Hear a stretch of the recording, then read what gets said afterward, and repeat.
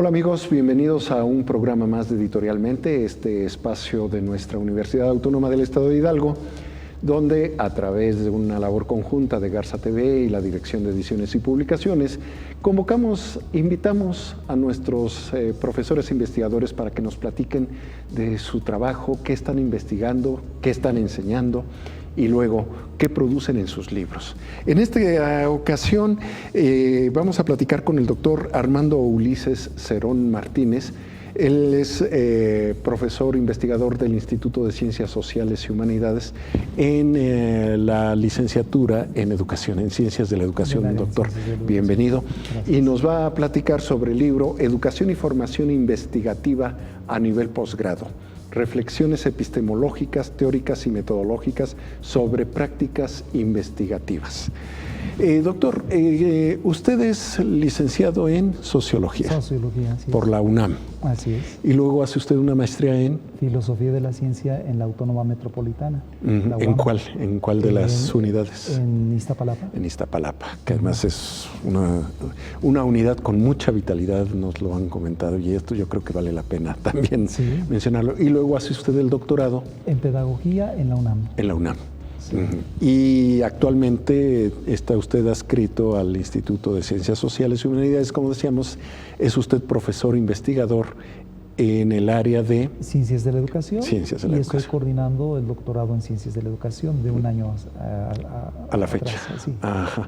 Y doctor, entonces, de los temas de trabajo que usted tiene, uno le llama en especial la atención y es el que lo orienta a coordinar y a convocar a una serie de colaboradores para que salga este libro de Educación y Formación Investigativa a nivel posgrado. Usted aquí pone el dedo en la llaga, definitivamente, yo creo que eso es importante. ¿Qué ocurre con nuestros estudiantes de posgrado en esta y en las universidades de México? Definitivamente, usted se preocupa por ese brinco cualitativo, sustancial, y ya lo decía usted en plática previa, del pregrado al posgrado. ¿Nos quiere comentar un poco qué motiva como vocación de estudio esa preocupación? Claro que sí. Bueno, el contexto es que cuando yo arribo a la Universidad Autónoma del Estado de Hidalgo, estoy recién egresado del doctorado. Siempre me he sentido sociólogo.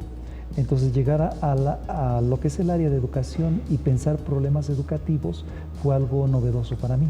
Soy como un antropólogo social en ese sentido. Claro. Y detecté por mi propia trayectoria que di clases a nivel bachillerato, licenciatura y posgrado. Pero digamos, en este pequeño margen de decisión me gustó dar clases a nivel posgrado. Y cuando llego aquí al área de ciencias de la educación, me gustó la dinámica de lo que fue la maestría, el nivel de maestría. Pero me empecé a dar cuenta de una situación, a pesar de que es un proceso muy serio, muy riguroso, muy fuerte para formar a nuestros estudiantes, después de que ellos obtienen el grado, no siempre se dedican a la investigación. Entonces dije, ¿qué ocurre? ¿Qué hay con esta aspiración institucional de ofertar, formar investigadores educativos? Y el hecho de que una vez que obtienen el grado, los chicos generalmente no se dedican a la investigación. Alrededor de esa pregunta es como empezamos a trabajar un servidor y nuestros colegas, los colaboradores, en torno a esta temática.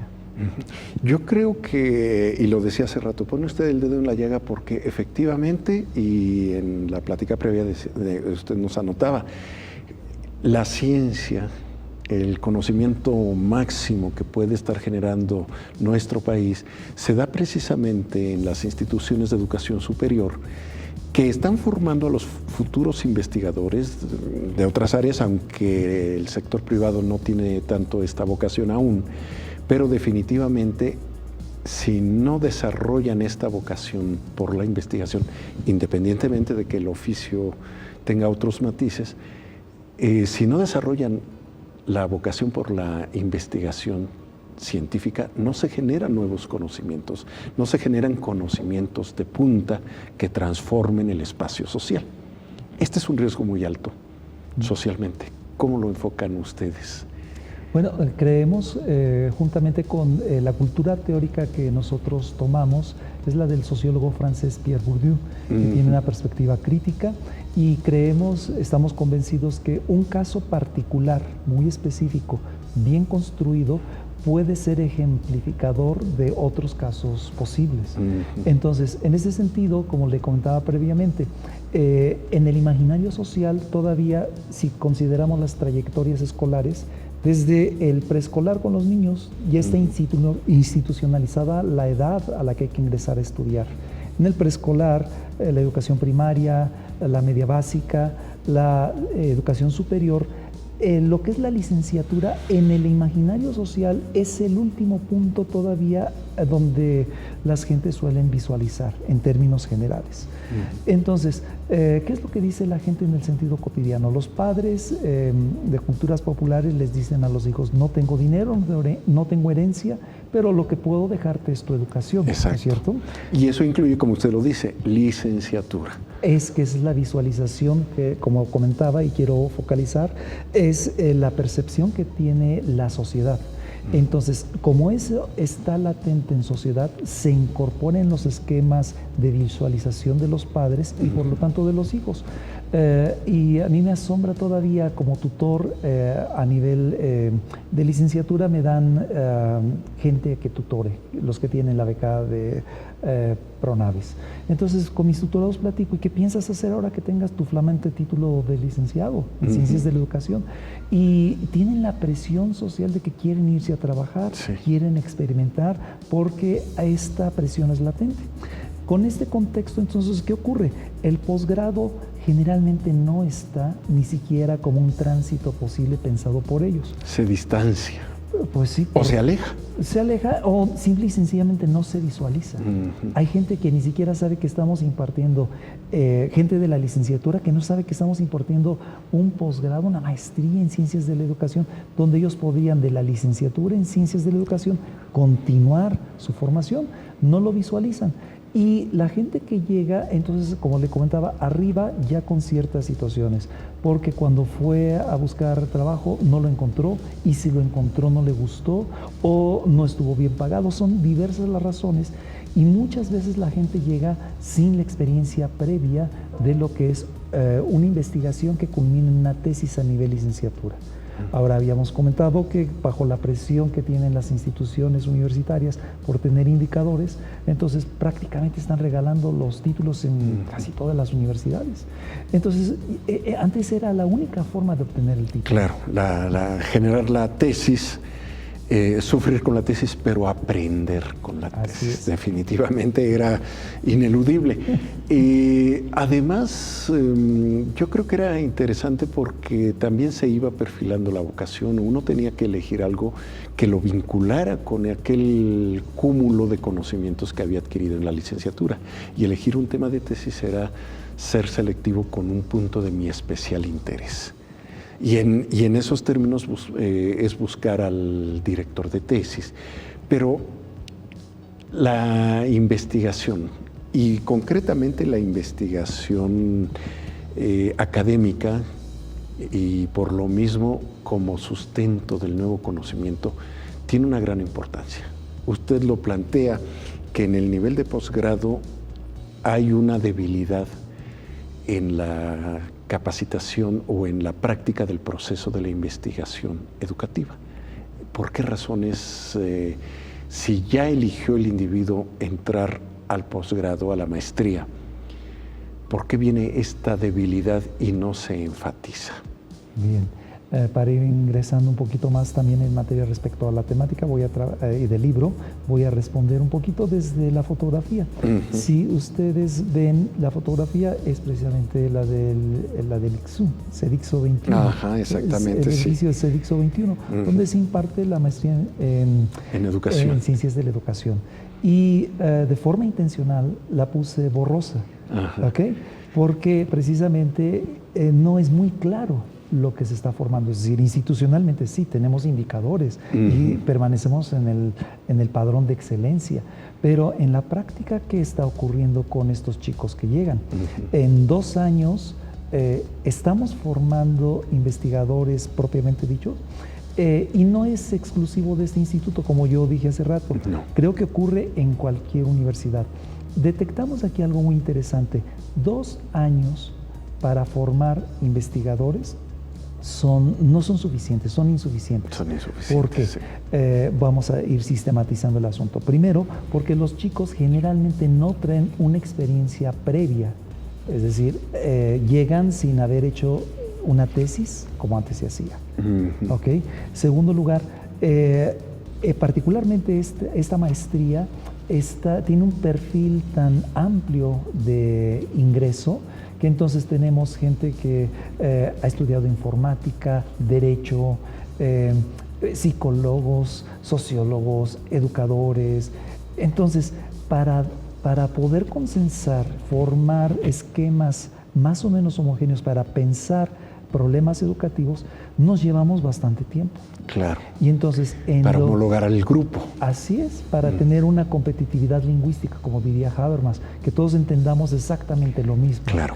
Entonces, cuando nosotros hemos más o menos logrado eso, ya es el tiempo en que los chicos tienen que cerrar su proceso. Sí. Y eso implica entonces que la gente no siempre alcanza a formarse adecuadamente. Vuelvo a repetir, yo estoy seguro que a partir de estas investigaciones nosotros podemos pensar que eso puede ocurrir en muchos posgrados del país. Sí, lamentablemente es un asunto que ya no se puede postergar tanto en su solución. Uh-huh. Tiene usted aquí, si me permite, voy a dar lectura al índice, desde luego una introducción, luego el flujo de capitales y sus reconversiones en el espacio social. Uh-huh. La investigación institucionalizada, experiencia en un programa de posgrado. Concretamente los que están ustedes trabajando aquí, que están ustedes mencionando. La dimensión temporal en los procesos de inculcación investigativa a nivel posgrado. Los eventos exógenos, un factor de incidencia de la maestría en Ciencias de la Educación de la Universidad Autónoma del Estado de Hidalgo, y ciencia e investigación educativa, la visión dominante. Creo que cada capítulo es contundente en el asunto que aborda. Convoca usted a una serie de colegas preocupados por este asunto, y bueno, por lo que pude entender y en algunas partes que estuve leyendo del libro, son altamente coincidentes sus preocupaciones. Pero ahorita regresamos, vamos a un corte promocional y regresamos para que nos comente usted cuáles fueron los puntos de coincidencia con sus colegas y cuáles son las propuestas que arroja este libro a un problema tan severo, que ya necesita una solución. Regresamos enseguida.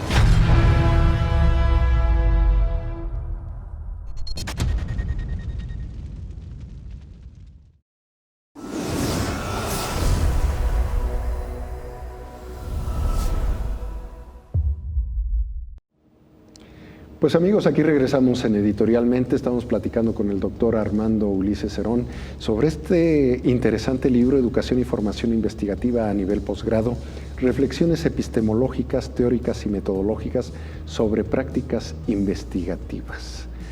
La investigación como un proceso de adquisición y generación del conocimiento científico, doctor. Usted observa un fenómeno y lo observan sus colegas que intervienen en este libro. ¿Cuáles son los puntos de coincidencia en la preocupación por esta debilidad en la disminución investigativa de los alumnos, pues, de licenciatura y desde luego de posgrado? Bien, para no quedarnos nosotros encerrados específicamente en un solo universo empírico que pudiera ser la maestría en Ciencias de la Educación de la Universidad Autónoma del Estado de Hidalgo, también tenemos experiencias con la Universidad Pedagógica Nacional para poder tener un punto de contraste. Y entonces detectamos, por ejemplo, situaciones que tienen en común. Los que aspiran a un posgrado, al no tener siempre una experiencia previa en la investigación, como lo comentábamos, ¿qué es lo que están buscando, si es que algo buscan a nivel posgrado? Es la profesionalización. Es decir, la gente de manera interna, como diría Bachelard, en esta psicología de la investigación, en realidad lo único que anda buscando es cómo doy mejor mis clases y cómo puedo atender mejor mis grupos, cómo ser mejor maestro. Esa es una idea latente que no siempre es explícita en ellos. Claro. Entonces, dentro de las cosas que nosotros tenemos que estar trabajando como cuerpo docente, tiene que ver con quitar esta idea, porque nuestro posgrado está orientado a la investigación, el de la autónoma. Y casi por antonomasia todos los posgrados son investigativos, en esencia, ¿no? En esencia, particularmente, aunque dentro de esas clasificaciones y prácticas oficiales tenemos posgrados orientados a la investigación y posgrados que se llaman profesionalizantes, donde estas aspiraciones son genuinas. Pero en un momento dado nosotros tenemos que combatir mucho esto, porque hay que, ahora puedo decirlo hasta juguetonamente, exorcizar. Y decimos con los estudiantes al chamuco positivista, porque la gente viene con una idea de que a través de un posgrado va a incidir y va a cambiar el mundo. El problema radica que si están iniciando un posgrado y no han hecho investigación, ¿desde dónde lo quieren cambiar? Claro. O sea, primero, ¿cómo lo conciben? Lo conciben de una manera muy de sentido común, y nuestro trabajo precisamente consistiría en detectar primero esta situación, transformarla y que se generen disposiciones más investigativas, más científicas. Claro. ¿Okay? Y esto lo hace definitivamente una visión completamente diferente de lo que usted menciona, del sentido común, como lo obvio, como lo evidente. Hay que buscar detrás de ello. Hay que buscar la raíz. Esto lo han planteado, lo han platicado con los alumnos seguramente. ¿Y cuál ha sido la reacción de ellos ante esta advertencia? Porque es realmente plantearles un asunto que es una carencia en su formación previa y que puede ser grave en la formación que llevan a cabo. ¿Cómo reaccionan ellos ante esta observación? Bueno, es interesante la pregunta. Voy a echar mano de mi bagaje sociológico. Dice Pierre Bourdieu en un momento dado, cuando habla de la dominación social, el dominado, cuando reconoce o identifica que está siendo dominado, el proceso de dominación entonces es entendido racionalmente y es menos vulnerable cuando se sabe dominado. El dominado, cuando no sabe que es dominado, con su ignorancia contribuye a ese proceso de dominación. ¿Okay? ¿A dónde voy con esto?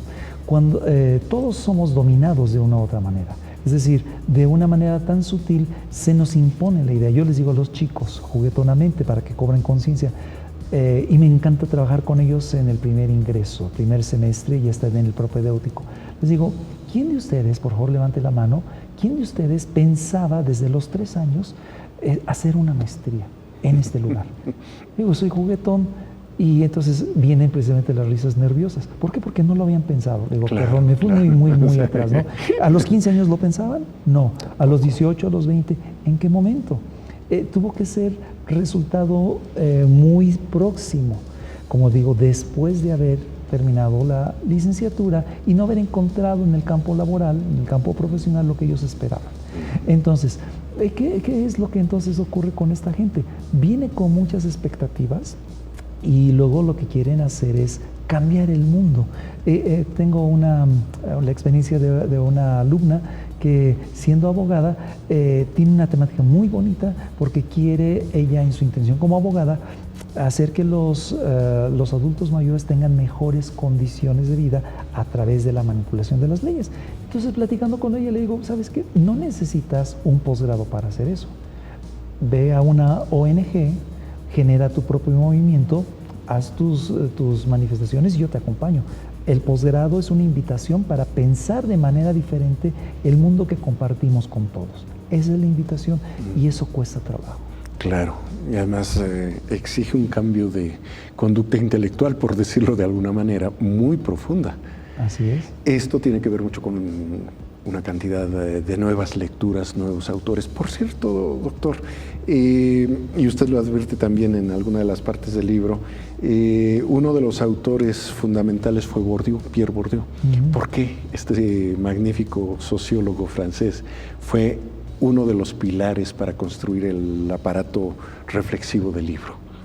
Bien, particularmente los que colaboramos creemos que la propuesta de Pierre Bourdieu es, realmente él es un revolucionario que, como muchos autores lo han halagado, un clásico en vida. Él murió en 2002. ¿Okay? Entonces él era un clásico en vida y así como Carlos Marx en su momento fue la síntesis de lo mejor que produjo Europa a finales del siglo XIX, Pierre Bourdieu es la síntesis de lo mejor que se produjo en Occidente en el siglo XX. Él es la síntesis de Carlos Marx, de Emilio Durkheim y de Max Weber. Entonces, los tres grandes pilares de lo que es la teoría social están concentrados en Pierre Bourdieu, lo que nadie ha logrado todavía. Entonces, él tiene una aportación muy interesante. De hecho, seguimos trabajando aportaciones de él. Es el sociólogo más citado en congresos educativos, como el COMIE, por ejemplo, en México. También en el COMEXO, ya tenemos datos al respecto. Pero el que sea el más citado no significa que sea por ello el más comprendido. Toda institucionalización tiene perversiones y a través de la herramienta de Google Trends, por ejemplo, yo tengo algún artículo donde en algún párrafo pongo Pierre Bourdieu se va de vacaciones. Bueno, si ya está muerto, ¿cómo se puede ir de vacaciones? Resulta que es muy interesante ver las estadísticas. En los periodos, no sé si conoce o el público conozca lo que es Google Trends, pero uno pone alguna palabra, alguna persona, algún nombre, y entonces se dan estadísticas por años y por meses. Y en un periodo, digamos, de un año, digamos 2014, podemos ver dónde la gente ha buscado más en Google el nombre del autor. Si yo pongo Pierre Bourdieu, disminuyen las estadísticas drásticamente de las búsquedas en los periodos de vacaciones de verano y de diciembre. Eso es una perversión. Entonces, por eso también es conocido, pero no significa que sea comprendido. Y es un reto para nosotros seguir trabajando con el autor. ¿Y cómo lo toman los estudiantes? Porque para muchos enfrentarse a la lectura de Bourdieu es apenas una primera experiencia y no es fácil. No es fácil, no es por las palabras, a veces es un discurso, y traducido además es un discurso complejo, es un discurso difícil. ¿Cómo lo toman los alumnos? Bien, pues nuestro reto, y particularmente hablo a título personal, mi reto es que esto que es complejo, yo creo que hay una diferencia entre complejo y difícil. Pierre Bourdieu es complejo, pero no es difícil, ¿sí? Entonces, si partimos de esta situación, a los estudiantes lo que hago es mencionarles las cosas tan cotidianas. ¿Por qué elegimos lo que elegimos? Algo que parece tan individual, tan personal, tiene raíces sociales. Y usted recordará esta frase, soy totalmente Palacio. Y le digo, bueno, Pierre Bourdieu nos habla de ese olfato social que desarrollamos. Y de repente nuestro olfato social efectivamente nos dice, aquí tenemos una chica Palacio, pero volteamos y vemos a algún compañero y decimos, pero este huele a otra cosa, y podemos decir, este es totalmente mercado, ¿no? Totalmente tianguis. Nuestro olfato social nos permite distinguir, y por eso tiene una obra que se llama La Distinción, todas estas prácticas sociales a través del gusto. estas cosas que hacemos de manera tan cotidiana... Y tan inconsciente, inclusive. Preconsciente, diría Pierre Bourdieu, sí. Lo hacemos tan cotidianamente que entonces les digo, ya lo hacen ustedes. Ahora Pierre Bourdieu lo que hace es sistematizarlo y elegimos autores, elegimos posgrados, elegimos una pareja, un auto, etcétera, ¿no? Y a partir de eso es nuestro reto, ¿no? Y la respuesta social ante los estímulos del consumo, de la elección del estudio, del gusto por la casa, de la ropa, etcétera, etcétera. O sea, una cantidad de respuestas individuales y colectivas están explicadas. O sea, eso lo hace interesante. Y bueno, y tiene mucho que ver con esto precisamente, la formación investigativa. Doctor, es importante que este libro se conozca en esta universidad y en muchas otras, porque ustedes, el conjunto de autores que intervienen en este libro, están proponiendo acercarse a un tema preocupante, pero no por ello sin solución, sino al contrario. Es el momento de enfrentar una solución. ¿Por qué recomienda usted la lectura de este libro en un sentido mucho más amplio de lectores, en un universo más amplio de lectores? Bien, dado el tipo de tratamiento que utilizamos, que es, como diría también Pierre Bourdieu, una sociología reflexiva, en la medida que yo comienzo a hacer un análisis, yo o cualquiera, ¿no? Hablo a título personal, pero cualquiera hace un análisis reflexivo de su sociedad y este análisis está bien construido, entonces no solamente analizo a la sociedad, sino me estoy analizando a la vez. Si critico a esa sociedad, me estoy criticando a la vez. Entonces, cuando el lector se adentre a este libro y empiece a ver lo que ocurre, lo que ha ocurrido con él, es decir, porque yo tuve que elegir un posgrado no inmediatamente, o porque eso lo elegí muy pronto tras salir de la carrera, porque me fui a educación, porque hice esto o aquello. Cuando empiece a leer este caso particular, estoy seguro que es como un espejo donde, a pesar de que es un caso distinto al suyo, va a encontrar muchas similitudes. Esa es una de las razones por las cuales podría hacerse la recomendación de esta lectura. Claro. ¿Y a los colegas, por qué les recomienda su lectura? Bien. Es interesante. Sí, a los colegas. Bueno, resulta que hablar de los colegas es un rubro un poquito, que le diré, más difícil por una sencilla razón. Porque en una relación, una posición de homología, a veces con los colegas es más difícil decirle, mira, te comparto esto, porque cada quien cree saber lo suficiente y no siempre tenemos la disposición de aprender de los otros. Pero y en ocasiones hay un estigma. A mis estudiantes de repente viene mucha presión y dicen, ¿por qué un solo autor? Digo, bueno, eso me hace saber que quien hace un comentario de este tipo no ha comprendido que Bourdieu es la síntesis de muchos autores. Yo mencioné tres. Claro. Doctor, de verdad, riquísima e interesantísima charla. Lamentablemente, bueno, pues tenemos que despedirnos, pero quiero agradecerle que haya aceptado la invitación para venir a platicar sobre este libro y sobre lo que encierra el libro. Un tema de verdad importante que debemos abordar con mayor profundidad. Así que le agradezco mucho la charla y al doctor Armando Ulises Cerón Martínez, coordinador del libro Educación y Formación Investigativa a nivel posgrado, reflexiones epistemológicas, teóricas y metodológicas sobre prácticas investigativas. Léalo, consígalo, vaya a la librería Carácter a buscarlo o a las bibliotecas de nuestra universidad. Se va a encontrar con un trabajo y una serie de enfoques muy interesantes sobre un problema que toca la puerta y la toca con insistencia. Gracias, doctor. Gracias. Y a usted que nos ha seguido en Editorialmente, gracias. Lo esperamos en la próxima emisión. Hasta luego.